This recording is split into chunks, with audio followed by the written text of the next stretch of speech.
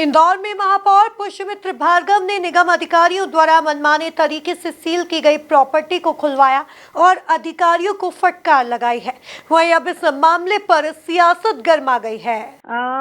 देखिए, पहले कार्रवाई करवाना और उसके बाद फिर उनके सपोर्ट में उतरना, ये तो दो मुंहा काम हो गया कि पहले खुद ही करवा रहे हैं और फिर खुद ही सपोर्ट भी कर रहे हैं। तो ये क्या है कि ये तो बीजेपी की गुंडागर्दी है जो सरासर अब सब लोग, सारी जनता के सामने है कि गुंडा राज चल रहा है। जिसके मन में जो आ रहा है वो कानून का भी सहारा लेके कर रहा है, निगम का सहारा लेके कर रहा है। हर चीज को एक दायरे से बाहर आकर आप उनके कोर्ट के आदेश का भी पालन नहीं कर रहे हो। कोर्ट ने जब रविशंकर मिश्रा जी के सपोर्ट में आदेश दिया और उनके ऊपर कभी कार्रवाई करवाना, ये निगम का कैसा मापदंड है। हजारों दुकानें ऐसी है जहाँ के बारे में हमने खुद ने लेटर लगा रखे हैं, उन पर तो कभी कार्रवाई नहीं कर रहे हो आप। और ऐसे कैसे आप उनके यहाँ दुकान पर पहुंच के, जबकि वो सारे टैक्स भर रहे हैं, कैसे आप पहुंच सकते हो? कैसे मौखिक तौर पर कार्रवाई कर, बोले क्या हमने आपको मौखिक तौर पर जानकारी दी थी और आपसे पत्र मांगे थे और आपने नहीं दिए और इसीलिए हम कार्रवाई कर रहे हैं। ये कहाँ से शुरू हो गया? इस तरह का काम कैसे शुरू हो सकता है?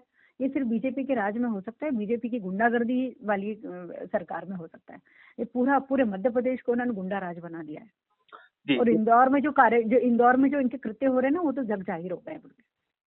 बड़ा अच्छा नाम कर रहे हैं इंदौर का। निश्चित तौर पर हम सब उन सारे पीड़ितों के साथ हैं और जहां भी ऐसा कोई भी कृत्य होगा, मुखर होकर सब जनता के सामने ये सारे मैटर लेकर आएंगे। क्योंकि जनता तो अनभिज्ञ है, जनता को तो उलझा रखा है, जातिवाद में उलझा रखा है, धर्म में उलझा रखा है और छोटे छोटे इस तरह के उपक्रमों में उलझा रखा है, धार्मिक आयोजनों में उलझा रखा है। जबकि उन्हें ना नौकरी देनी है हमारे लड़कों को, ना उन्हें स्कॉलरशिप जो मिलनी चाहिए वो देनी है, ना बुजुर्गों को पेंशन देनी है। लाडली बहनों को जो पैसे दे रहे हैं वो पैसे तो बेचारे के दूध के बिल में ही चले जाएंगे।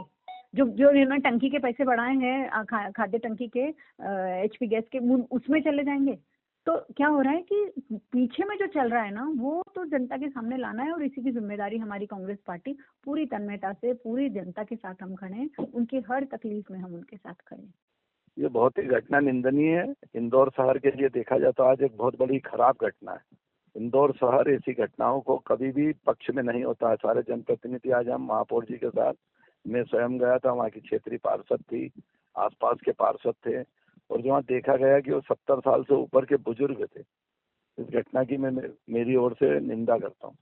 नहीं, ऐसी कोई बात नहीं है। अधिकारी सब सुनते हैं भाई, कोई अधिकारी ऐसी गलती कर देता। महापौर जी भी हमारे कल दिल्ली थे, हमसे भी किसी से बात नहीं करी। तो ये नए नए जो अधिकारी कोई आ जाते हैं जिनको नहीं और अपने जोश में कर देते हैं, ऐसे अधिकारी के खिलाफ कार्रवाई करेंगे। आज महापौर जी ने भी सार्वजनिक बोला है, हम सब भी उसके पक्ष में महापौर जी के साथ हैं कि ऐसे अधिकारी के खिलाफ दंडनीय कार्रवाई होना चाहिए। देखो, ये कानून सम्मत बात है, कानून का विषय है कि उनने जो केस लगाया था वो कानून के दायरे में। हमारे खिलाफ नगर निगम के कुछ है तो नगर निगम के अधिकारियों को भी कानून से ही बात करना था। उसको लेके जो ये घटना हुई इसलिए ज्यादा निंदनीय है क्योंकि उसी व्यक्ति पे की गई जिस व्यक्ति ने हमारे खिलाफ नगर निगम के खिलाफ केस लगाया था। इसलिए ये अराजकता की चरम सीमा ऐसा लगता है मेरे को। तो ये निंदनीय, आगे ऐसी कोई कार्रवाई नहीं हो, इसीलिए इन अधिकारियों पे कार्रवाई होना चाहिए। मैं भी इस कार्रवाई के पक्ष में हूँ। महापौर जी ने जो किया, हम सब उनके साथ हैं।